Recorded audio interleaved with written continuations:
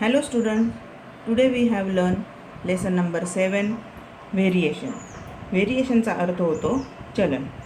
In the previous year we will study the two types of variation, direct variation and inverse variation. Now we will study the direct variation. तुम्हाला आठवते का direct व्हेरिएशनची definition? Let us recall the definition of direct variation. If one quantity increases its related another quantity is also increases. म्हणजेच एक राशी वाढली असता तिच्याशी संबंधित असलेली दुसरी राशीसुद्धा वाढते. If one quantity is decreases is related another quantity is also decreases. जर एक राशी कमी केली तर तिच्याशी संबंधित असलेली दुसरी राशीसुद्धा कमी होते. आता तुमच्या पुस्तकामध्ये पेज नंबर 35वर बघा. If the rate of notebook is ₹240 per dozen, what is the cost of 3 notebooks.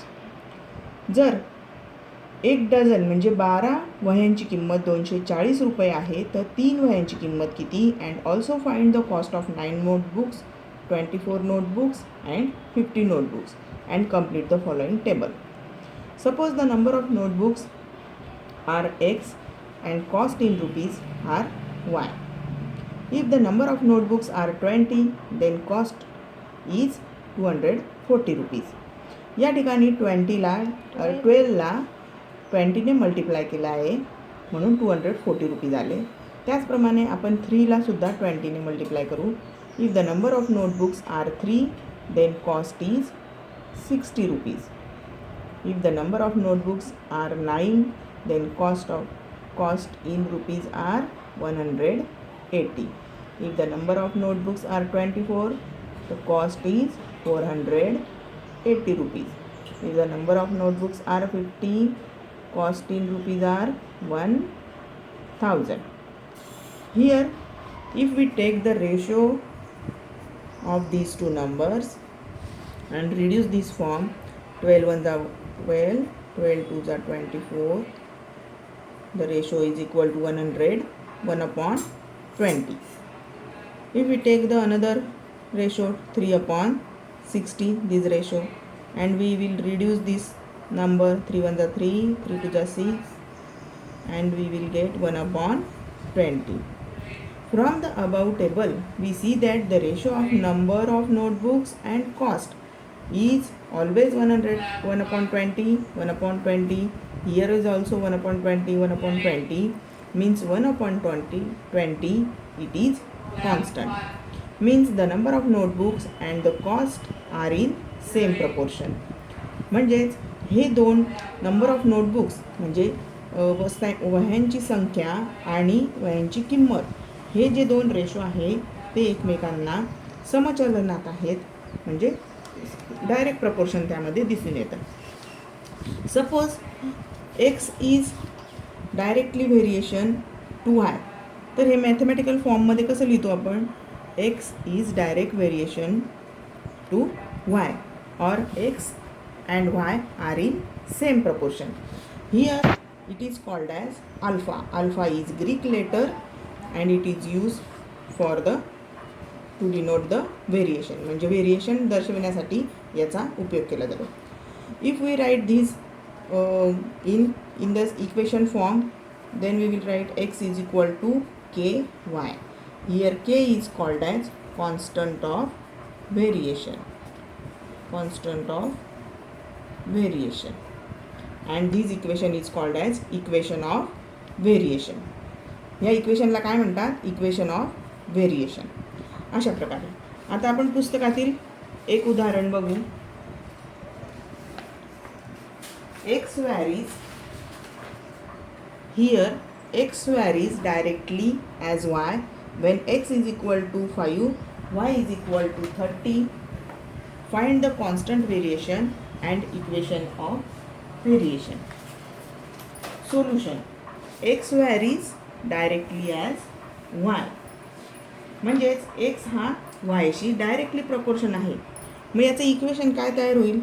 Therefore equation X is equal to Ky. K is equal to constant variation. K म्हणजे काय आहे? Constant variation. When x is equal to 5 and y is equal to 30, when we put this value in this equation, then the equation will be 5 is equal to k multiply 30. Therefore these 30 is multiplied. हे इकडे गुणिले आहे, हे इकडे equal टूच्या या बाजूला आणलं आपण तर ते काय होईल? Divide is equal to K. Reduce this form 5 1 5, 5 6 30. Therefore 1/6 is equal to k. Therefore k is equal to 1/6 and k is constant variation. अशा प्रकारे आपण कॉन्स्टंट व्हेरिएशनची व्हॅल्यू काढली. आणि इक्वेशन ऑफ व्हेरिएशन काय आहे? Equation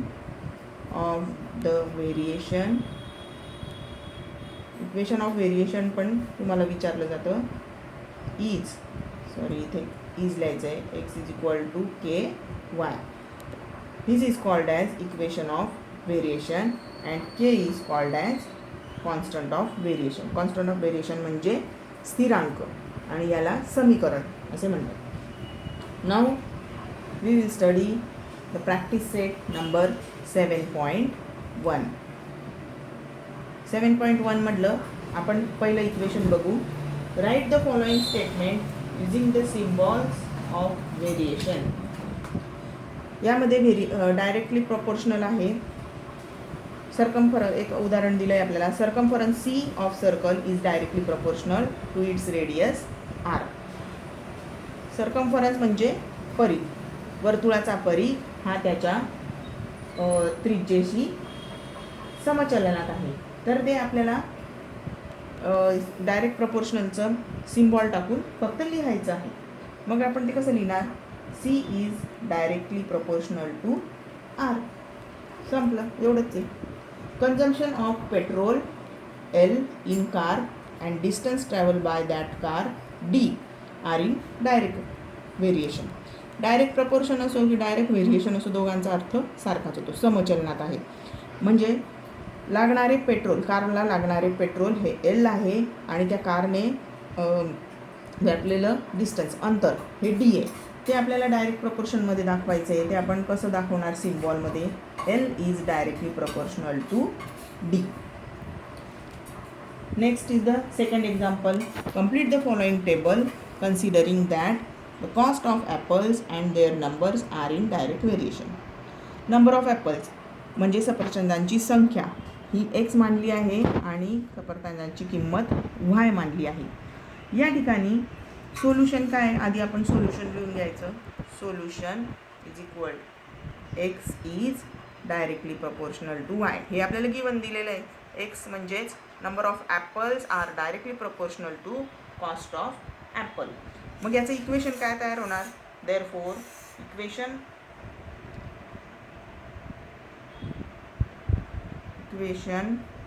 of variation is x is equal to k y. Here k is constant of variation. k हा constant of variation आहे. म्हणजे इक्वेशन काय तयार झालं आहे? x is equal to K Y. यामध्ये आपण या पहिल्या ज्या किमती दिलेल्या आहेत, number of apples 1 and cost of apple 8, या आपण याच्यामध्ये पुट करू. x is equal to 1 and y is equal to 8. Therefore एक्सची किंमत आपण या इक्वेशनमध्ये टाकू. 1 is equal to K Y किती आहे? मल्टिप्लाय 8. देअरफॉर हा 8 इकडे मल्टिप्लाय, इकडे आल्यावर काय होईल? Divide. 1/8 is equal to K. म्हणजेच केची व्हॅल्यू किती आलेली आहे? Constant of variation is equal to 1/8. ही व्हॅल्यू आता आपण या इक्वेशनमध्ये टाकू. हे आपल्याला इक्वेशन मिळालं, इक्वेशन ऑफ द व्हेरिएशन. या इक्वेशनमध्ये केची व्हॅल्यू आपण टाकू. इक्वेशन काय आहे? पुन्हा आपण लिहून देऊ. x is equal to K Y. मग केची व्हॅल्यू काय आली? x is equal to 1/8 multiply Y. हे आपल्याला इक्वेशन मिळालेलं आहे आणि हे इक्वेशन ऑफ